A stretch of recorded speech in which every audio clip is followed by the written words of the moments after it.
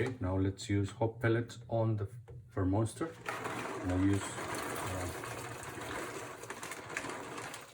I've done an ounce in there, and we'll see tomorrow how they look like. If you want to stir them, you can use our paddle if you want to use, or you can use the small side of the paddle, and they are all inside. Now I'm gonna try American oak chips with the white mouth Fermonster. It's empty. I just want to see the retention once I pour water. The oak chips, 200 grams.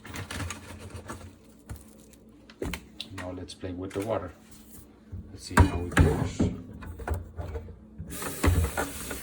Water, pour some water. And now let's fill the carboy, the Fermonster, with water and see how it behaves. A day on the Fermonster. Here's the behavior. Some oak chips are at the bottom. The bag is facing down, and some are floating like they do. If you see from top, it's a minimum amount in there. I'm gonna take it out so you can see how easy it is to take it out. No mess inside, and then you drop it back, and then it goes. That's for the Fermonster. Here is the Fermonster, full with water. 0 solids outside of the strainer. You can see this oak, they really like to float.